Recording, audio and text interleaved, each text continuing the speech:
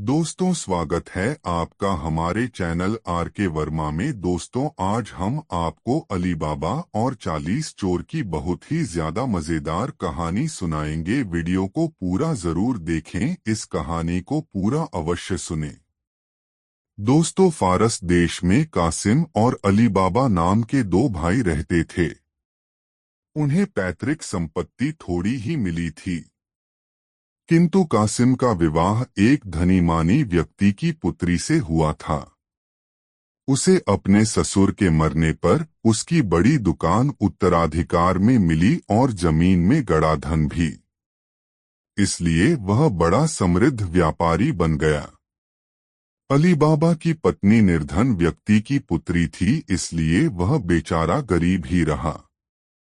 वह अपने 3 गधे लेकर रोजाना जंगल में जाता और वहां लकड़ियां काटकर गधों पर लाद कर शहर लाता और उन्हें बेचकर पेट पालता। एक दिन अली बाबा ने जंगल में जाकर लकड़ियां काटी और उन्हें गधों पर लादा। वह उन्हें हाँक कर नगर की आरे आने ही वाला था कि एक ओर उड़ती हुई धूल को देखकर ठिठक गया। कुछ देर में उसे उस धूल के अंदर से सवार आते हुए दिखाई दिए। वह उनको देखकर घबरा गया।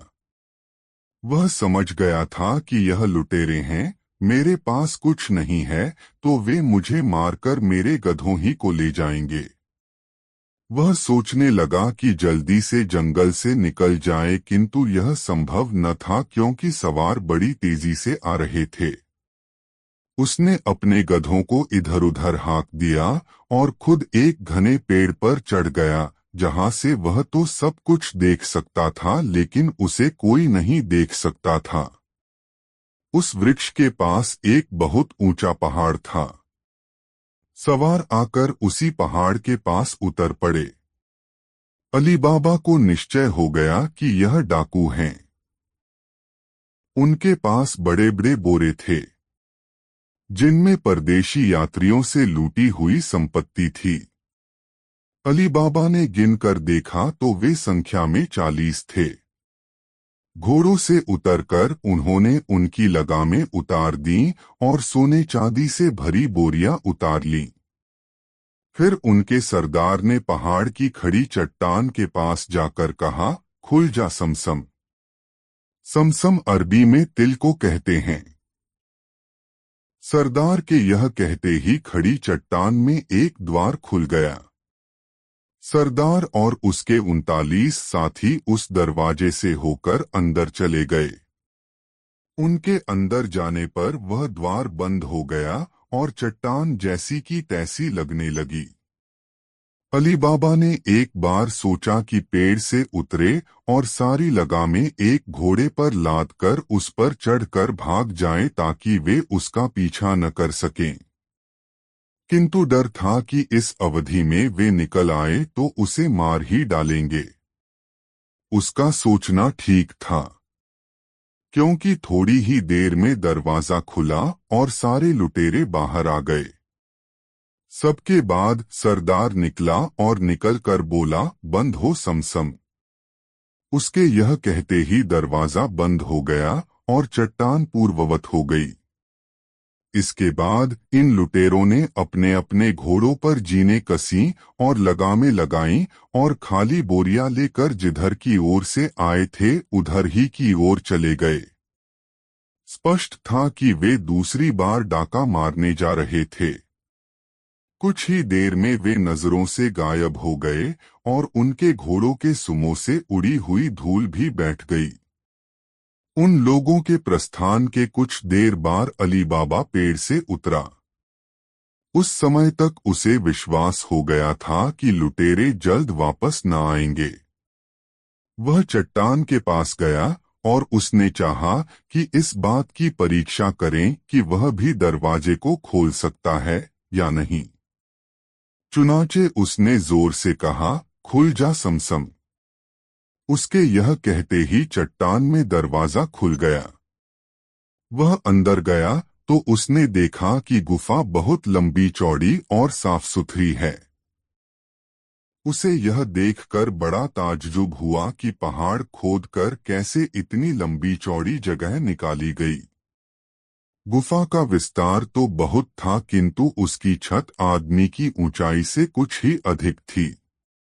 किंतु इधर-उधर पहाड़ के ढलान पर बने हुए सुराखों से उसमें ऐसी रोशनी आ रही थी कि सब कुछ दिखाई दे रहा था। अली बाबा ने देखा कि वह पूरी गुफा मूल्यवान वस्तुओं से भरी पड़ी है। हर प्रकार के माल की गठरियां वहां रखी दिखाई दी। कई जगह फर्श से लेकर छत तक बहुमूल्य वस्त्रों यथा कमख्वाब, चिकन, अतलस आदि के थान कायदे से रखे हुए थे। इसके अतिरिक्त बहुमूल्य मसालों और कपूर आदि की पेटियां थीं। गुफा के एक सिरे पर कई संदूक और कई घड़े अशर्फियों, रुपयों आदि से भरे हुए रखे हुए थे। अली बाबा के सामने स्पष्ट हो गया कि यह सारी संपत्ति इन 40 लुटेरों ही की जमा की हुई नहीं है, बल्कि सैकड़ों वर्षों से इन लुटेरों के पूर्वज इसे उस गुफा में जमा करते आए हैं, क्योंकि जहां तक दृष्टि जाती थी वहां तक गुफा में मूल्यवान वस्तु रखी दिखाई देती थी। अली बाबा के अंदर जाते ही गुफा का द्वार बंद हो गया। यह द्वार इसी प्रकार बना था कि लोगों के अंदर जाते ही अपने आप बंद हो जाता था। अली बाबा जितनी अशर्फियों की थैलियां उठा सकता था उतनी उठा लाया और मंत्र द्वारा दरवाजा खुलवाकर उसने अपने गधों पर थैलियां लादी और उन्हें छुपाने के लिए कुछ लकड़ियां रखीं और फिर कहा, बंद हो जा समसम। उसके यह कहते ही गुफा का द्वार बंद हो गया। अली बाबा रोज की भांति गधे हाँकता हुआ अपने घर आ गया। घर के अंदर गधे लाकर उसने दरवाजा बंद किया और एक ओर लकड़ियां रख दी और दूसरी ओर अशर्फियों की थैलियां। आज उसे लकड़ियों की चिंता नहीं थी। जब वह अशर्फियों को अपनी स्त्री के पास ले गया तो वह बहुत घबराई। उसने समझा कि अली बाबा इन्हें किसी से लूटकर या किसी के यहाँ से चुरा कर लगाया है। उसने अपने पति को बहुत भला बुरा कहा और कहने लगी, मैं तो मेहनत की थोड़ी कमाई में खुश हूँ। जो माल तुम लूट कर लाए हो उसे मैं हाथ भी नहीं लगाऊंगी। अली बाबा ने कहा, तू मूर्ख है। मैंने कोई अपराध करके इन्हें प्राप्त नहीं किया। तुम पूरा हाल सुनोगी तो इस ईश्वरीय देन पर प्रसन्न होगी। यह कहकर उसने सारी कहानी सुनाकर अपनी पत्नी को संतुष्ट कर दिया। अली बाबा ने उन्हें उसके सामने ढेर कर दिया तो स्त्री की आंखें चौंधिया गईं। फिर वह अशर्फियों को गिनने लगी। अली बाबा ने कहा, तुम्हें बिल्कुल समझ नहीं है, यह अशर्फियां इतनी हैं कि शाम तक गिनती रहोगी। लाओ, मैं गड्ढा खोदकर इन्हें गाड़ देता हूं कि किसी को इसका पता न चले। उसकी पत्नी ने कहा, अच्छा, मैं इन्हें गिनूंगी नहीं, किंतु अंदाजा जरूर करना चाहती हूं कि यह कितनी हैं। मैं इन्हें तोल लूंगी। यह कहकर वह कासिम के घर गई और उसकी स्त्री से तराजू मांगने लगी। कासिम की स्त्री को ताज्जुब हुआ कि इन रोज बाजार से लाने और खाने वाले लोगों के पास कौन सा अनाज आ गया जिसे यह तोलना चाहती है। यह जानने के लिए उसने तराजू के पलड़ों में थोड़ी थोड़ी चर्बी लगा दी ताकि तोली जाने वाली वस्तु कुछ उनमें चिपक जाए। अली बाबा की स्त्री ने अशर्फिया तोली और अली बाबा ने घर के आंगन में एक गड्ढा खोदा और दोनों ने मिलकर सारी अशर्फिया उसमें दबा दी।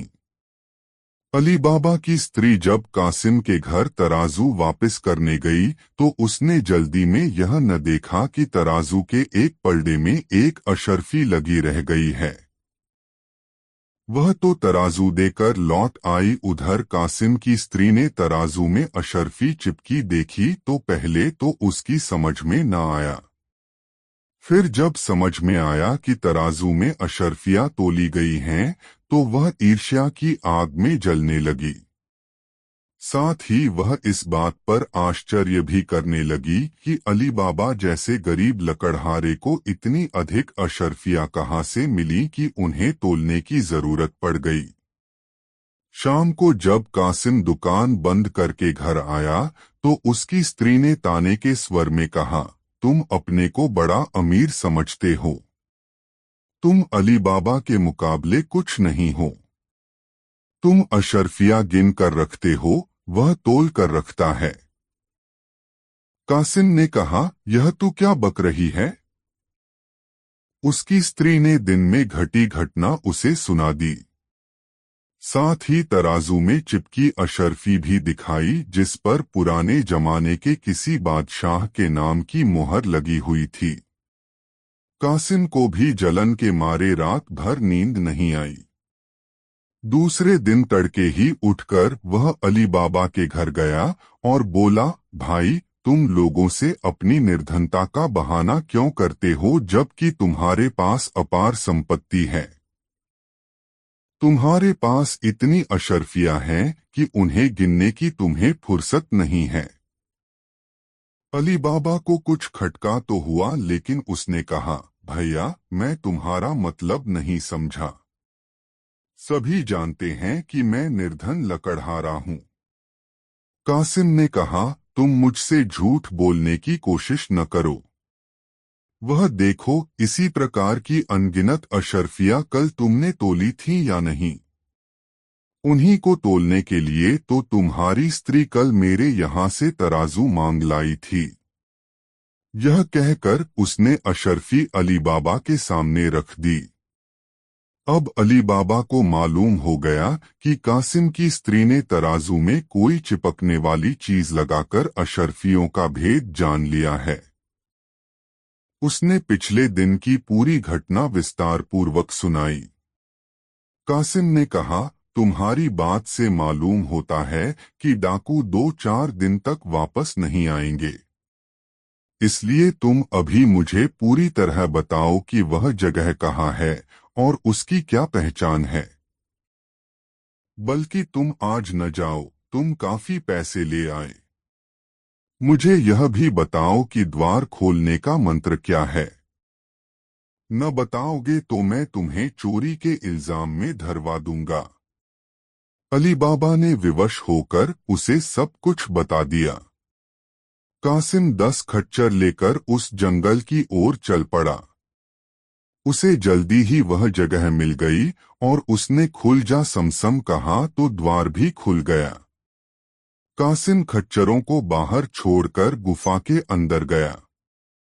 उसके अंदर जाते ही दरवाजा बंद हो गया। कासिम ने इतनी दौलत देखी तो आनंद से नाचने लगा। वह हर चीज को अच्छी तरह परखकर देखता रहा। इस चक्कर में उसे न सिर्फ बहुत देर हो गई अपितु वह खुल जा समसम का मंत्र भी भूल गया।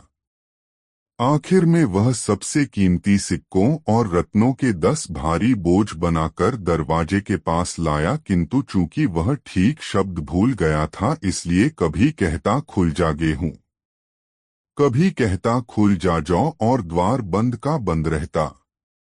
अब उसकी जान सूखने लगी कि वह इस गुफा में भूखा प्यासा मर जाएगा। संयोग की बात थी कि लुटेरे भी कहीं से लूटपाट करके उसी दोपहर को आ गए। उन्होंने गुफा के बाहर 10 खच्चर बंधे देखे तो उन्हें आश्चर्य हुआ कि इन खच्चरों को यहाँ कौन लाया है। आसपास देखा तो कोई दिखाई नहीं दिया।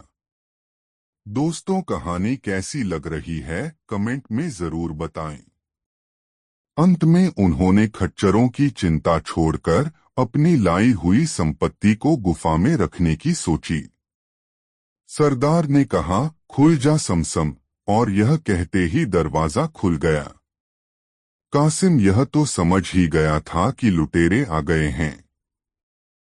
वह दरवाजा खुलते ही जान बचाने के लिए बाहर भागा लेकिन डाकुओं ने उसे वहीं दबोच लिया। वे उसे घसीटकर गुफा के अंदर ले गए और उसे मारकर उसके शरीर के 4 टुकड़े कर दिए। वे लोग देर तक इस बात पर बहस करते रहे कि इस आदमी को इस गुफा का भेद कैसे मालूम हुआ और किसने इसे गुप्त द्वार खोलने की तरकीब बताई। देर तक बहस करने के बाद भी वे किसी नतीजे पर न पहुंचे। उन्होंने तय किया कि लाश को गुफा के अंदर ही सड़ने दिया जाए, क्योंकि बाहर फेंकने से यह खतरा था कि औरों की निगाह पड़ेगी। उन्होंने दरवाजे के पास ही इधर-उधर लाश के टुकड़े फेंक दिए और लूट का माल रखकर जल्दी से बाहर आ गए। जल्दी और कासिम के द्वारा की हुई गड़बड़ से उन्हें यह न मालूम हुआ था कि अशरफियां कम हो गई हैं। वे बाहर आकर कासिम के खच्चर भी हाथ ले गए और आश्वस्त हो गए कि अब इनका भेद कोई नहीं जानता। इधर रात होने पर भी जब कासिम घर वापस नहीं लौटा तो उसकी स्त्री अली बाबा के घर आई। उसे यह तो मालूम नहीं था कि अली बाबा और कासिम में क्या बात हुई थी और अली बाबा ने उसे क्या बताया था। उसने अली बाबा से कहा, देवर जी, तुम्हारे भाई साहब दिन में 10 खच्चर लेकर न जाने कहाँ चले गए हैं। मुझसे कह गए कि 2-3 घंटों में वापस आ जाऊंगा। देर हुई तो मैंने दुकान में भी पूछवाया। वहां नौकरों ने बताया कि आज मालिक आए ही नहीं। अब रात हो गई है, अभी तक वह नहीं आए हैं। समझ में नहीं आता क्या करूं और किससे पूछूं, तुम ही कुछ पता लगाओ उनका। अली बाबा का माथा ठनका कि जंगल में कहीं कुछ गड़बड़ हो गई। प्रकट में उसने कहा, भाभी घबराओ नहीं, भैया होशियार आदमी हैं, कोई बच्चे नहीं हैं। किसी जरूरी काम से कहीं रह गए होंगे, सुबह तक आ ही जाएंगे। वैसे भी रात को कहाँ तलाश किया जाए। शहर का फाटक भी बंद हो गया होगा, इसलिए बाहर भी नहीं जाया जा सकता। कासिम की पत्नी विवश होकर घर लौट गई। वह रात भर अपने पति के लिए व्याकुल रही और चुपके चुपके रोती रही। उसे आवाज इसलिए दबानी पड़ी कि उसे पति के गायब हो जाने में किसी रहस्य का आभास हो गया था और वह यह नहीं चाहती थी कि इस बात का पता पड़ोसियों को चले। वह बार बार स्वयं को धिक्कारती थी कि उसे अली बाबा के भाग्य से क्यों ईर्ष्या हुई और क्यों उसने अपने पति को उकसाया। अब न जाने वह किस मुसीबत में पड़ा हो। सुबह वह फिर अली बाबा के पास गई और उसने कहा, तुम्हारे भाई अब तक नहीं लौटे, कुछ पता लगा गो। अली बाबा ने अपनी भावज को सांत्वना देकर उसके घर भेजा और खुद अपने 3 गधे लेकर जंगल में गया और उसी गुफा के पास पहुंचा। उसे वहां अंदर की ओर से रिसा हुआ कुछ खून दिखाई दिया। बाहर 10 खच्चरों में से एक भी न था। उसे विश्वास हो गया कि कासिम के साथ बुरी बीती। उसने इधर-उधर देखकर कहा, खुल जा समसम। दरवाजा खुल गया और उसके अंदर जाते ही बंद हो गया। अंदर जाते ही अली बाबा चौंक पड़ा। दरवाजे के पास ही दोनों ओर कासिम की लाश के 2-2 टुकड़े पड़े थे। उसे समझने में देर न लगी कि कासिम के रहते ही डाकू वापस आ गए और उन्होंने उसे मार डाला और खच्चर भी ले गए। उसने वहीं से एक चादर उठाकर कासिम के शरीर के टुकड़ों की गठरी बनाई। ढेर सारी और अशरफियां भी 2 बोरियों में भरी और मंत्र से द्वार खोलकर बाहर आ गया। उसने एक गधे पर कासिम की लाश और बाकी 2 पर अशरफियां लादी और उन्हें लकड़ियों से छिपाकर होशियारी से शहर में होता हुआ अपने घर आया। उसने अशरफियों की बोरियां अपनी पत्नी को दी, किंतु कासिम का कुछ हाल उसे नहीं बताया और तीसरा गधा लेकर वह कासिम के घर पहुंचा। आवाज देने पर कासिम की दासी ने, जिसका नाम मर्जीना था और जो बहुत होशियार थी, दरवाजा खोला। अली बाबा ने गधा अंदर करके दरवाजा बंद कर लिया और मर्जीना को कासिम के बारे में बताया और कहा, समझ में नहीं आता इसकी मौत कैसे बताई जाए और इस टुकड़े टुकड़े शरीर को कैसे दफन किया जाए। मर्जीना ने कुछ सोच कर कहा, आप मालकिन को संभालें, बाकी काम मैं ठीक कर लूंगी। अली बाबा अपनी भावज के पास गया तो उसने कहा, क्या खबर लाए? भगवान सब भला करें, तुम्हारे चेहरे पर दुख दिखाई देता है। अली बाबा ने उसे कासिम की लाश के 4 टुकड़ों में मिलने की बात बताई। वह चीख कर रोने लगी तो अली बाबा ने उसे डांट कर कहा, क्या करती हो भाभी? भैया तो गए ही, क्या अब रो पीट कर तुम सारा भेद खोलना चाहती हो? लोगों को असलियत मालूम हुई तो हम सब की जानों पर बन आएगी। या तो शहर कोतवाल हमारे धन के लालच में हम पर कासिम की हत्या का आरोप लगाकर फांसी दे देगा, या डाकुओं को पता चला तो वे आकर हमें मार डालेंगे। कासिम की स्त्री ने कहा, मैं कहाँ जाऊंगी, क्या करूंगी? मेरा तो कोई लड़का भी नहीं जो दुकान संभाले। अली बाबा बोला, बाद में सब ठीक हो जाएगा, मैं तुमसे विवाह कर लूंगा। मेरी स्त्री सुशील है, वह तुमसे झगड़ा न करेगी। पहले भैया के दफन का प्रबंध तो कर लें। कासिम की स्त्री चुपचाप आंसू बहाने लगी। उधर मर्जीना पहले एक अत्तार की दुकान पर गई और उसे मरणासन्न रोगी को दी जाने वाली दवा मांगी। अत्तार ने पूछा कि ऐसा बीमार कौन है, तो उसने कहा कि मेरे मालिक की दशा बहुत खराब है।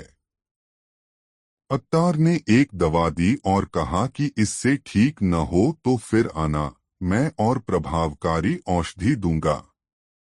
मर्जीना दवा लेकर एक बूढ़े मोची के पास, जो दूर के एक मोहल्ले में रहता था, गई। मोची का नाम मुस्तफा था। उसकी दुकान में अंधेरा सा था, लेकिन वह डटकर काम कर रहा था। मर्जीना बोली, बाबा मुस्तफा, तुम तो बड़े होशियार आदमी मालूम होते हो, इतने अंधेरे में ऐसी नाजुक सिलाई कर रहे हो। मोची हंसकर बोला, लड़की, तू समझती क्या है? मैं तो इससे अधिक अंधेरे में तुझे काट कर दोबारा जोड़ दूं।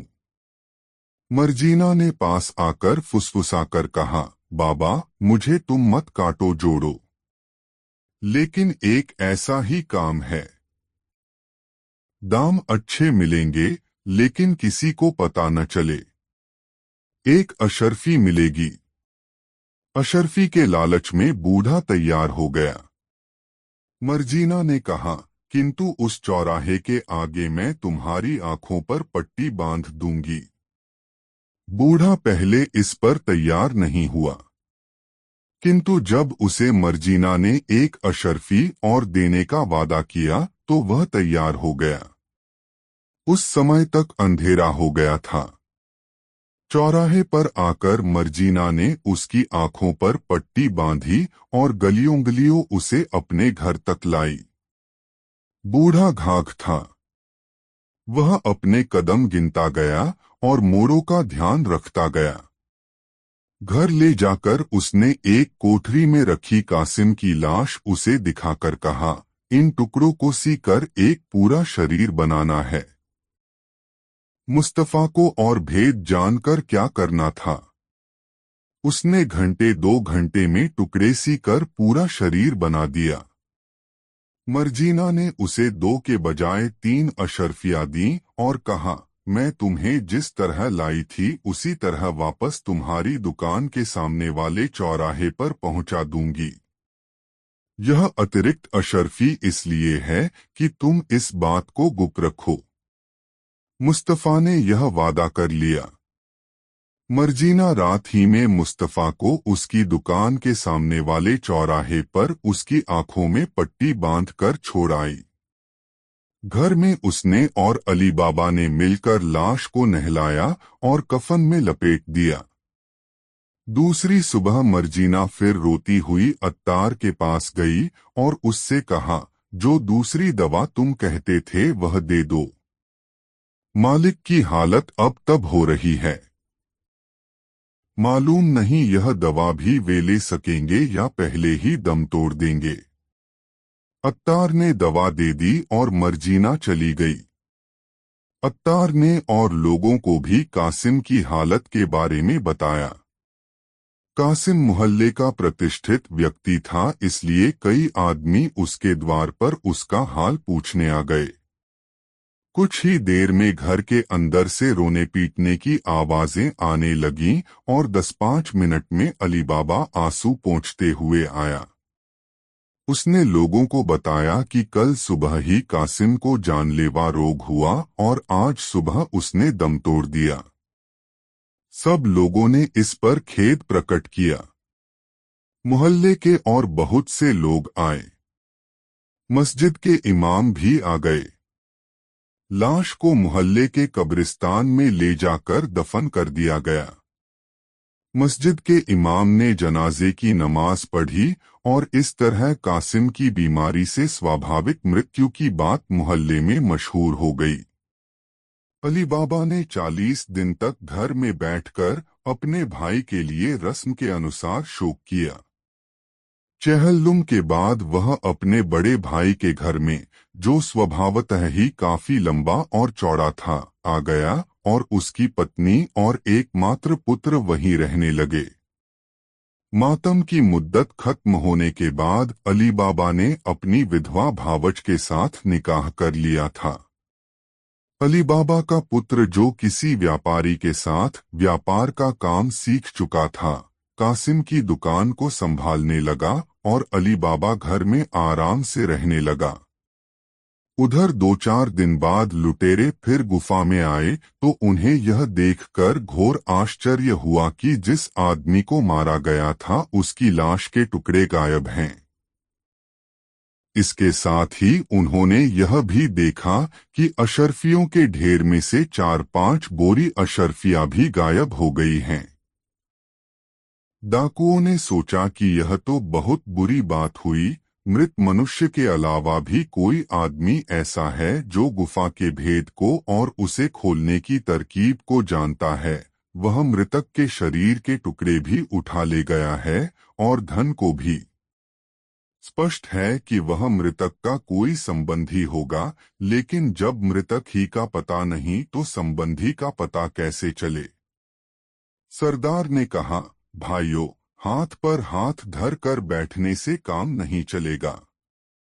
जो आदमी हमारा भेद जानता है वह हमारे और हमारे पुरखों के जमा किए धन को लूट ले जाएगा। हम में से कोई यहाँ रह भी नहीं सकता, क्योंकि हमने अपने निवास स्थान से दूर संग्रह स्थान बनाया है। यहाँ किसी के रहने से हमारा भेद खुल जाएगा। तुम लोगों में से जो सबसे होशियार हो वह शहर में जाकर मोहल्ले मोहल्ले घूम घूम कर पता लगाए और होशियारी से काम करे। अभी सिर्फ यह जानने की जरूरत है कि कौन आदमी टुकड़े टुकड़े करके मारा गया है और दफन हुआ है। बाकी काम बाद में देखा जाएगा। जो यह पता लगाएगा वह लूट के माल में अपने हिस्से के अलावा भारी इनाम पाएगा। किंतु यह भी शर्त है कि असफलता की स्थिति में उसे प्राणदंड दिया जाएगा। एक डाकू ने इस काम का बीड़ा उठाया। वह शहर में आकर कई मोहल्लों में टोह लेता फिरा, किंतु उसे कुछ पता न चला। संयोग से वह मुस्तफा मोची के पास जा निकला। उसने कहा, बाबा, तुम इस उम्र में भी अंधेरी जगह में ऐसी होशियारी से काम करते हो। बूढ़ा तारीफ सुनकर फूल गया। प्रतिज्ञा भूलकर बोला, अरे यह काम क्या है? कुछ दिन पहले मैंने इससे भी अंधेरे में एक लाश के 4 टुकड़ों को सीकर एक पूरा शरीर बनाया था। डाकू ने बनावटी ताज्जुब से कहा, कटे आदमी को तुमने क्यों सिया? मुस्तफा ने कहा, भाई, मैंने तुम्हें गलती से वह बात बताई है। मैंने उस बात को गुप्त रखने का वादा किया था। अब मैं इस बारे में तुमसे कोई बात नहीं करूंगा, बल्कि तुमसे कोई बात भी नहीं करूंगा। डाकू ने उसके हाथ पर एक अशर्फी रखी और कहा, मैं इस बात को बिल्कुल नहीं पूछूंगा। तुम सिर्फ यह करो कि मुझे वह मकान बता दो जहां पर तुमने लाश के टुकड़े सिए थे। मुस्तफा घबराया। उसने कहा, तुम अपनी अशर्फी वापस ले लो। मकान मैं इसलिए नहीं बता सकता कि एक दासी उस चौराहे से मुझे रात के समय आंखों पर पट्टी बांध कर ले गई थी और उसी तरह वहां छोड़ गई थी। डाकू ने उसे एक अशर्फी और दी। कहा, बाबा, तुम बहुत होशियार आदमी हो। मैं रात में आऊंगा और तुम्हारी आंखों में पट्टी बांधूंगा। तुम मुझे वहां ले चलो। बूढ़े को लालच आ गया। उसने कहा, अच्छा भाई, तुम रात को आना। काम बड़ा खतरनाक है, लेकिन तुम इतना जोर देते हो तो करना ही पड़ेगा। रात में भी मुस्तफा ने दुकान बंद नहीं की, पर दुकान में दिया भी नहीं जलाया। डाकू के आने पर वह उसे चौराहे पर ले गया, जहां डाकू ने उसकी आंखों पर पट्टी बांध दी।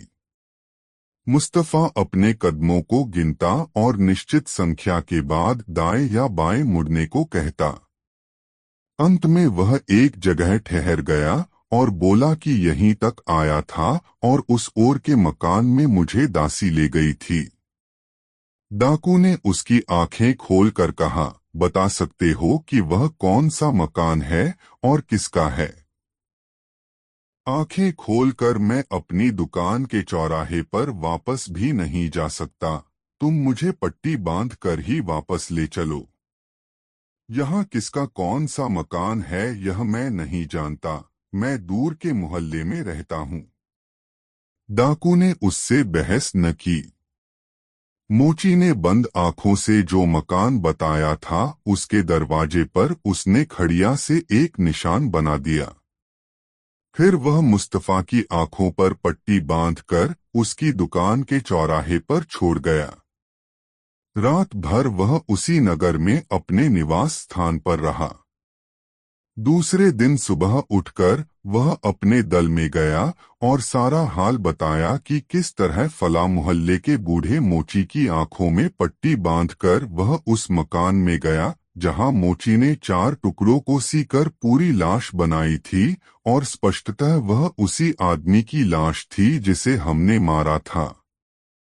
सरदार ने कहा, ठीक है, आज रात को मेरे साथ चलकर तुम मुझे वह मकान दिखाना।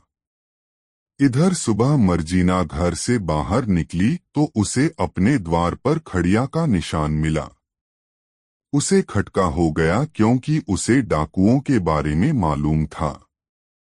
उसने हाथ में खड़िया ली और आसपास के 10-12 मकानों पर ठीक वैसा ही निशान बना दिया जैसा उसके मकान पर बना हुआ था। रात को जासूस डाकू अपने सरदार और 2-1 और साथियों के साथ वहां आया तो देखा कि कई मकानों पर वैसे ही निशान बने हैं। दोस्तों, वीडियो अच्छा लग रहा हो तो लाइक जरूर कर दें और चैनल को सब्सक्राइब जरूर कर लें। जासूस डाकू यह देखकर बहुत परेशान हुआ। वह उस मकान को बिल्कुल न पहचान सका जिस पर उसने निशान लगाया था। उसने कसमें खाकर कहा कि मैंने एक ही दरवाजे पर निशान लगाया था और बिल्कुल नहीं जानता कि अन्य दरवाजों पर निशान कैसे बन गए। सरदार अपने सभी साथियों को लेकर जंगल में आया और पहले घोषित की हुई शर्त के मुताबिक उसे मृत्युदंड दिया गया। याद रखना चाहिए कि डाकू जितने निर्मम और लोगों के लिए होते हैं उतने ही अपने साथियों के लिए भी होते हैं और ऐसे मौकों पर इस बात का ख्याल नहीं करते कि उनका कोई साथी उनके प्रति अब तक कितना वफादार रहा है। खैर, उस जासूस डाकू को मारने और उसकी लाश ठिकाने लगाने के बाद डाकू फिर सोच विचार करने लगे कि कैसे उस आदमी का पता लगाया जाए जो गुफा का भेद जान गया है। सरदार ने इनाम की रकम बढ़ा दी और उसका कुछ हिस्सा पेशगी देने का वादा किया। कुछ देर के बाद एक और डाकू ने बीड़ा उठाया कि उस आदमी का पता लगाऊंगा जो गुफा में जाकर अशरफिया भी ले गया और मृत व्यक्ति का शव भी। सरदार ने उसे पेशगी इनाम देकर विदा किया। वह डाकू कुछ दिनों तक इधर-उधर पूछता रहा, फिर वह भी मुस्तफा मोची के पास पहुंचा। मुस्तफा को इस तरह भारी इनाम पाने की आदत पड़ गई थी और उसे यह विश्वास हो गया था कि इस सौदे में उसे किसी तरह का खतरा नहीं है, इसलिए वह कुछ ही देर में इस बात के लिए तैयार हो गया कि रात को उसे आंखों पर पट्टी बांधकर इच्छित भवन तक ले जाया जाए। दूसरे जासूस डाकू ने वहां पहुंचकर और मकान के बारे में आश्वस्त होकर उस पर लगे हुए सफेद निशान के बगल में एक लाल निशान लगा दिया है और अच्छी तरह याद रखा कि सफेद निशान के किस ओर लाल निशान लगा है। मर्जीना की तेज निगाहों से दूसरी बार को वह लाल निशान भी नहीं बच सका। अब उसे पूरा विश्वास हो गया कि कोई बुरी नीयत से कासिम के घर को, जिसमें अब अली बाबा रहता था, चिह्नित करना चाहता है। उसने सुबह ही सुबह पड़ोस के सारे मकानों में सफेद निशानों की बगल में वैसे ही छोटे लाल निशान बना दिए। इधर दूसरा जासूस डाकू अपने सरदार के पास गया और उससे कहने लगा कि मैंने अब की ऐसा निशान लगाया है जो आसानी से किसी को दिखाई भी नहीं देगा। सरदार दो साथियों और जासूस डाकू को लेकर रात में वहां पहुंचा तो सबने देखा कि पहले जैसा ही धोखा हुआ है। मोहल्ले के सारे मकानों पर एक ही जैसे निशान बने हुए हैं। दूसरा जासूस डाकू भी बड़ा लज्जित हुआ और जब डाकू अपने अड्डे पर पहुंचे तो वह सरदार से अपने प्राणों की भीख मांगने लगा। किंतु सरदार किसी प्रकार की ढिलाई दिखाकर दल का अनुशासन कमजोर नहीं करना चाहता था, इसलिए उसने उसे भी मरवा दिया। दो जासूस डाकुओं की असफलता और मौत देखकर अब कौन वांछित व्यक्ति का पता लगाने को तैयार होता। इसलिए सरदार ने स्वयं ही यह काम करना तय किया। वह भी मुस्तफा मोची के यहाँ पहुंचा और उसे अशरफिया देकर उसकी आंखों में पट्टी बांधकर अली बाबा के मकान के सामने पहुंचा। वह देख चुका था कि मकान पर निशान लगाने की विधि 2 बार असफल रही थी, इसलिए उसने घूम फिर कर सारे मकानों की अच्छी तरह पहचान की। अली बाबा के मकान के विशेष चिन्हों को भी याद रखा। दूसरे दिन दोपहर के समय उस मोहल्ले में जाकर पूछताछ की और अली बाबा के बारे पता लगाया कि वह शांत और सौम्य स्वभाव का अतिथि प्रेमी व्यक्ति है। डाकुओं के सरदार ने अपने अड्डे पर वापस जाकर अली बाबा को मारने की योजना बनाई। वह यह काम चुपचाप करना चाहता था। उसने अपने आदमियों को भेजकर 38 बड़े-बड़े तेल के कुप्पे, जिनमें एक आदमी सिकुड़कर आसानी से बैठ सकता था, तथा 19 खच्चर मंगाए। उसे अपने बचे हुए 37 साथियों को एक-एक कुप्पे में बिठाया और संतुलन पूरा करने के लिए एक कुप्पे में ऊपर तक तेल भरवाया। फिर एक-एक खच्चर पर 2-2 कुप्पे इधर-उधर लटकाकर शहर को चल दिया। सरदार ने कुप्पों के अलावा 37 आदमियों के लिए भोजन भी उनके पास रखवा दिया। सबके पास एक-एक तेज छुरी भी थी। सरदार ने योजना सबको समझाई कि हम लोग अली बाबा के घर में ठहरेंगे और आधी रात को जब कुप्पों पर मेरी फेंकी हुई कंकड़ियां लगे तो सभी डाकू छुरियों से अपने अपने कुप्पों को चीर कर निकल आए और अली बाबा तथा उसके परिवार के सदस्यों की हत्या करके रात ही रात चुपचाप शहर में इधर उधर छुप जाएं और सुबह शहर से बाहर निकलकर अपने अड्डे पर वापस आ जाएं। सभी डाकुओं को यह योजना पसंद आई। शाम को दिया जलने के बाद सरदार व्यापारी के वेश में अपने 19 खच्चर लिए हुए अली बाबा के घर पहुंचा। उसने खच्चर बाहर रहने दिए और खुद अंदर गया। अली बाबा अपनी बैठक में बैठा था। सरदार ने उसे सलाम करके कहा, महाशय, मैं बाहर से आया हुआ तेल का व्यापारी हूं और यहाँ के व्यापारियों के हाथ बेचने के लिए तेल लाया हूं। मुझे रास्ते में देर लग गई और इस समय किसी सराय में जगह भी नहीं मिली। यदि आप अनुमति दें तो आपके अहाते में अपने खच्चर बांध दूं और तेल के कुप्पे रखवा दूं। सुबह उन्हें फिर खच्चरों पर लाद कर तेल की मंडी में चला जाऊंगा। अली बाबा ने उसको अतिथि बनाना मंजूर कर लिया। उसने अपने आदमी से कुप्पे उतरवाए और खच्चरों के लिए घास की व्यवस्था करने को कहा, किंतु डाकू सरदार ने कहा कि मेरे पास खच्चरों का दाना है। अली बाबा उसके बदले हुए वेश में उसकी आवाज भी नहीं पहचान सका। उसने कहा, आप मेरे साथ भोजन करें और आपके लिए बाहर की ओर एक कमरा खाली कर दिया है, उसमें सोए। इसे अपना ही घर समझें।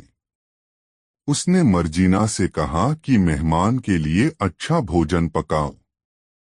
साथ ही उसने आज्ञा दी, कल सुबह मैं हम्माम में स्नान करना चाहता हूँ, इसलिए मेरे नौकर अब्दुल्ला को मेरे नए कपड़ों का एक जोड़ा निकाल कर दे देना। साथ ही स्नान के पूर्व मैं पौष्टिक यखनी, मांस रस पीना चाहता हूँ, वह भी रात ही में चढ़ा देना ताकि सुबह तक भली भांति तैयार हो जाए। मर्जीना ने कहा, यह सारी बातें हो जाएंगी। डाकू सरदार और अली बाबा भोजन करके अपने अपने कमरों में जाकर लेटे और सो गए। डाकू ने सोचा था कि एक नींद ले लूं, क्योंकि आधी रात के बाद तो रात भर जागना ही था। इधर मर्जीना ने अली बाबा के लिए कपड़े निकालकर अब्दुल्ला को दिए। फिर वह यखनी चढ़ाने की तैयारी करने लगी। संयोग से उसी समय रसोई के दिए का तेल खत्म हो गया। घर में जलाने का तेल भी नहीं था। वह परेशान हुई तो अब्दुल्ला ने कहा, रोती क्यों है? व्यापारी के इतने सारे कुप्पे रखे हैं, जरा सा तेल उससे ले ले, व्यापारी को क्या पता चलेगा? मर्जीना ने कहा, फिर तू ही तेल ले आ। अब्दुल्ला बोला, मुझे तो सुबह जल्दी उठकर मालिक के साथ हम्माम को जाना होगा। मैं तो सोने के लिए जाता हूँ। तू ही तेल ला।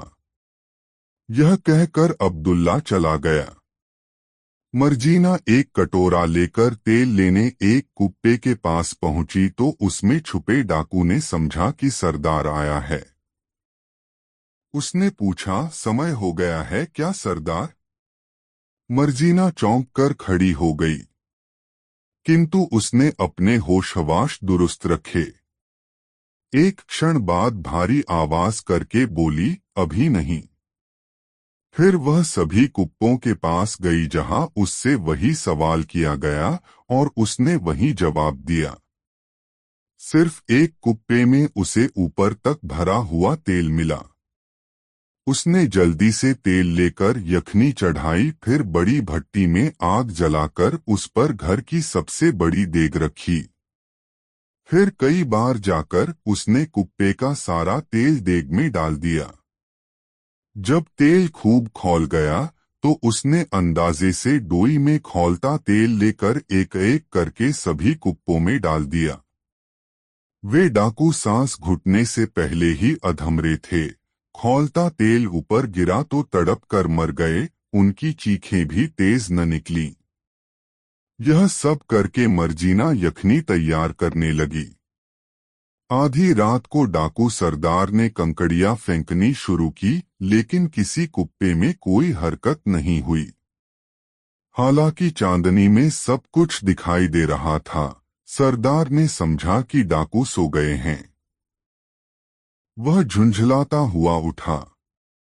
खामोशी से दरवाजा खोलकर वह अहाते के अंदर गया और कुप्पे में ठोकर मारकर डाकू को जगाना चाहा। फिर भी कोई हरकत न हुई तो उसने कुप्पे में झांक कर देखा। उसे तेल और जले हुए मांस की गंध आई। उसने कुप्पे का मुंह खोला तो अंदर जला और मरा हुआ साथी निकला। फिर वह दूसरे कुप्पों के पास गया। सभी में उसने यह हाल देखा कि डाकू जले और मरे पड़े हैं। उसने यह भी देखा कि तेल का कुप्पा खाली पड़ा है।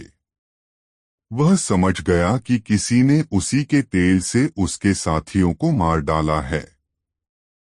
वह अपने भाग्य को कोसने लगा। कहाँ तो वह यह सोच कर आया था कि अली बाबा को मारकर अपना कोष सुरक्षित करे, यहाँ यह हो गया कि उसका पूरा दल ही खत्म हो गया। डाकू सरदार थोड़ी देर के लिए जड़वत होकर सिर पर हाथ धरे बैठा रहा। फिर उसने स्वयं को व्यवस्थित किया। उसके लिए अपनी जान बचाना जरूरी था। दल तो धीरे धीरे फिर बन जाता। वह दरवाजे को खोलकर नहीं जा सकता था क्योंकि उसमें ताला लगा हुआ था। इसलिए वह दीवार पर चढ़ा और बाहर सड़क पर कूद गया और भागता हुआ दूर जाकर कहीं छुप रहा। मर्जीना ने उसे अपने कमरे से निकलते, कुप्पों के पास जाते और फिर दीवार पर चढ़कर बाहर छलांग मारते देखा। उसने सोचा कि डाकुओं का दल तो समाप्त हुआ, लेकिन उनका सरदार बच रहा है। वह अकेला क्या कर लेगा? अकेला डाका भी नहीं डाल सकता। कम से कम उस रात को तो वह कुछ कर ही नहीं सकता था। इसलिए मर्जीना यखनी के नीचे की आंच निकालकर अपनी कोठरी में जाकर सो गई। अली बाबा अंधेरे में उठकर अब्दुल्ला को लेकर हम्माम चला गया। 2-3 घंटे के बाद लौटा तो देखा कि अहाते में खच्चर वैसे ही बंधे हैं और तेल के कुप्पे वैसे ही रखे हैं। उसने मर्जीना से कहा, क्या वह तेल का व्यापारी अभी सोकर नहीं उठा? उसे तो इस समय तक बाजार में होना चाहिए था। मर्जीना ने कहा, मालिक, भगवान आपकी लंबी उम्र करें। वह व्यापारी भाग गया। आप नाश्ता कीजिए, फिर मैं आपको सारा हाल बताऊंगी। इसीलिए मैंने एकांत कर लिया है। पहले आप उन कुप्पों में झांक कर देखिए। अली बाबा हैरान हो गया। उसने एक कुप्पे में झांक कर देखा तो मरा आदमी दिखाई दिया। वह भागकर फिर मर्जीना के पास आकर बोला कि जल्दी बता कि क्या बात है। मर्जीना ने कहा कि आप इत्मीनान से बैठिए, मैं आपको पूरा हाल बताऊंगी। आपकी जान को कल रात बड़ा भारी खतरा पैदा हो गया था, किंतु ईश्वर की कृपा से वह खतरा टल गया है। फिर मर्जीना बोली, उन 38 कुप्पों में से सिर्फ एक में तेल था और बाकी में डाकू छुपे थे। वह व्यापारी उनका सरदार था। मुझे पिछले 4-5 दिनों से शक था कि कोई व्यक्ति आपका अनिष्ट करना चाहता है। मैं सजग भी हो गई और अपनी समझ के अनुसार सावधानी भी बरती, जो भगवान की दया से सफल हुई। एक दिन मैंने घर के दरवाजे पर सफेद खड़िया का निशान देखा। मैं समझ गई कि कोई व्यक्ति बुरी नीयत से आपका मकान पहचानना चाहता है। इसलिए मैंने वैसे ही खड़िया के निशान मोहल्ले के सारे दरवाजों पर बना दिए, जिससे आपके घर की पहचान खत्म हो जाए। 2-3 दिन बाद मैंने देखा कि सफेद निशान के पास एक छोटा सा लाल निशान बना है। मुझे विश्वास हो गया कि आपके किसी दुश्मन की यह कार्रवाई है। आपका शहर में कोई दुश्मन हो ही नहीं सकता। इसलिए मैंने सोचा कि यह गुफा वाले डाकू ही हैं जो आपके पीछे पड़े हैं। मैंने मोहल्ले के सारे घरों के दरवाजों पर सफेद निशानों के पास वैसे ही लाल निशान बना दिए। इस प्रकार एक बार फिर उन लोगों की योजना असफल हो गई। मैंने आपसे उस समय इसलिए कुछ नहीं कहा कि आप मेरा विश्वास तो करते नहीं। बेकार और लोगों में बात फैलती और यह भी संभव था कि डाकुओं को आपका घर मालूम हो जाता। किंतु मेरी चुप्पी के बावजूद डाकुओं ने किसी तरह आपके घर का पता लगा लिया और सरदार आपने 37 साथियों को तेल के कुप्पों में बंद कर एक तेल के कुप्पे के साथ यहाँ लाया था। मालूम होता है कि जासूसी असफल होने पर उसने अपने 2 साथियों को मार डाला, वरना वह 20 खच्चर लाता और उन पर अपने 39 साथी लाता। मुझे उस व्यापारी की असलियत का जिस तरह पता चला वह भी ईश्वर की कृपा ही समझिए। जब आपने यखनी बनाने को कहा तो पहले मैंने आपके संदूक के कपड़ों का जोड़ा आपके लिए निकालकर अब्दुल्ला को दिया। उसी समय रसोई का दिया तेल की कमी से बुझने लगा। अब्दुल्ला ने सुझाव दिया कि व्यापारी के कुप्पों से थोड़ा तेल ले ले। वह खुद सोने चला गया क्योंकि आज उसे आपके साथ हम्माम जाना था। मैं कटोरा लेकर तेल लेने गई तो एक कुप्पे में से छुपे हुए डाकू ने पूछा कि क्या समय आ गया है। मैं समझ गई कि यह डाकू आपको मारने आए हैं। मैंने उत्तर दिया कि अभी नहीं आया। इसी तरह मैंने 37 कुप्पों के अंदर से वही प्रश्न सुना और वही उत्तर दिया। आखिरी कुप्पे का तेल मैं धीरे धीरे रसाई में ले आई और बड़ी देग भट्टी पर चढ़ाकर उसमें वह तेल डालकर गर्म किया। जब तेल उबलने लगा तो एक दोई में तेल भर भर कर उन सभी कुप्पों में डाल आई। आधी रात को मैंने देखा कि जिस कमरे में व्यापारी ठहरा है उसमें से कंकड़ियां आकर कुप्पों में लग रही हैं। मैं समझ गई कि यह डाकुओं को बाहर निकलकर हम सभी को मार देने का इशारा है।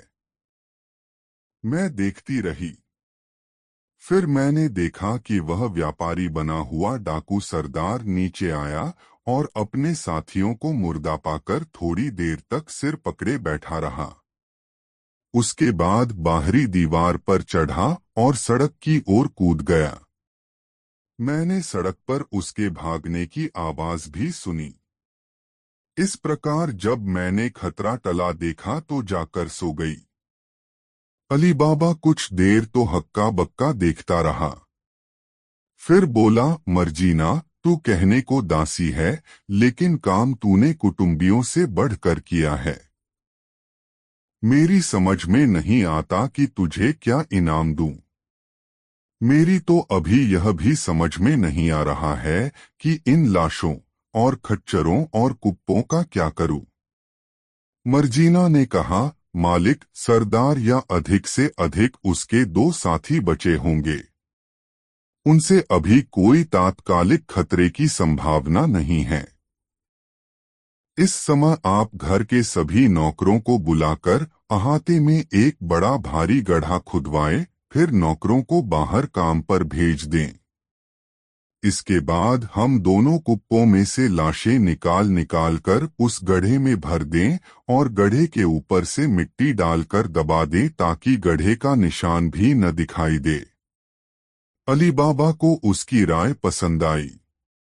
उसने नौकरों से बड़ा सा गड्ढा खुदवाया, फिर नौकरों को बाहर भेजकर लाशों को मर्जीना की मदद से गड्ढे में डालकर गड्ढा बंद कर दिया। उसने एक एक दो दो करके सारे कुप्पे और खच्चर बाजार में बिकवा दिए। डाकुओं के सरदार को अपने निवास स्थान पर जाकर भी चैन न आया। उसका सारा दल खत्म हो गया था। उसे नए सिरे से छिटपुट लूटमार करके धीरे धीरे नया दस्यु दल तैयार करना था। साथ ही अली बाबा भी अभी जिंदा था जो उसके सारे खजाने पर कब्जा कर सकता था। उसका एक दिन इसी उलझन में बीता। फिर वह यह सोचकर नगर में आया कि अली बाबा 37 लाशों को छुपा नहीं सकेगा और संभवतः इतने लोगों की हत्या के अपराध में मृत्युदंड भी पा जाए। इसलिए वह एक सराय में ठहरा और भटियारे से शहर के समाचार पूछने लगा। भटियारों को इन बातों के सुनाने में मजा आता है, किंतु जैसा समाचार वह सुनना चाहता था वैसा भटियारा उसे न सुना सका। उसने दो चार और सरायों में जाकर इसी तरह टोह ली, लेकिन कहीं पर यह नहीं सुना कि बादशाह ने अली बाबा को 37 आदमियों के मारने के अभियोग में गिरफ्तार किया होगा। ऐसा होता तो डाकू सरदार का एकमात्र शत्रु उसके हाथ पांव हिलाए बगैर ही मारा जाता, किंतु ऐसा नहीं होना था। डाकू सरदार ने यह तो समझ लिया कि अली बाबा देखने में सीधा सादा है, लेकिन वास्तव में बुद्धिमान है कि न सिर्फ अपने भाई की लाश को लाकर गुप्त रूप से उसके टुकड़े सिलवाकर उसे दफन कर दिया, बल्कि उसके 37 साथियों की लाशों को भी अत्यंत चतुरता से घोंट गया। ऐसे आदमी से बदला लेना आसान काम नहीं था। फिर भी डाकू सरदार ने अली बाबा की हत्या करने का विचार न छोड़ा। उसने सोचा कि इस आदमी को मारने के बाद ही नए दल का संगठन किया जाए। उसने पता लगाकर मालूम किया कि अली बाबा कासिम के घर पर ही रहता है, किंतु उसका पुत्र अपने पुराने घर में रहता है और अपने दिवंगत चचा की दुकान चलाता है। डाकू सरदार ने उसके पुत्र ही से अपनी बदले की भावना की शुरुआत की। उसने कासिम की दुकान के सामने वाली दुकान मोल ली और उसमें व्यापार का सामान रखकर बैठने लगा और अपना नाम ख्वाजा हसन मशहूर किया। कुछ ही दिनों में उसने अली बाबा के पुत्र से, जो बड़ा सभ्य और सुशिक्षित था, गहरी दोस्ती कर ली। उसने कई दिन तक इधर उधर की बातें करके जान लिया कि इसे गुफा के खजाने के बारे में कुछ भी नहीं मालूम है। स्पष्ट था कि उसे यानी अली बाबा के पुत्र को डाकुओं की भी कोई आशंका नहीं थी और पुत्र के द्वारा पिता से संपर्क स्थापित किया जा सकता था। अली बाबा खुद भी कभी दुकान पर अपने पुत्र को देखने जाता था। डाकू ने दूर से उसे पहचान लिया। उसने अली बाबा के पुत्र से इतनी मित्रता की कि रोज उसके साथ घूमने लगा और कई बार उसे अपने घर बुलाकर उसकी शानदार दावत कर डाली। अली बाबा के पुत्र ने एक दिन अपने पिता से कहा, एक नया व्यापारी ख्वाजा हसन मेरा गहरा मित्र हो गया है। वह कई बार मुझे अपने घर ले जाकर भोजन करा चुका है। मैं भी उसे अपने यहाँ भोजन पर बुलाना चाहता हूँ, लेकिन मेरा घर इतना छोटा है कि उसमें दावत का ठीक प्रबंध नहीं हो सकेगा। इसलिए अगर आप अनुमति दें तो आपके अच्छे घर में उसकी दावत का इंतजाम हो जाए। अली बाबा ने कहा, कल शुक्रवार है, बाजार बंद रहेगा। तुम घूमते घूमते उसे शाम को यहाँ ले आना। मैं उसकी दावत का प्रबंध कर रखूंगा। मर्जीना अच्छा भोजन तैयार कर देगी।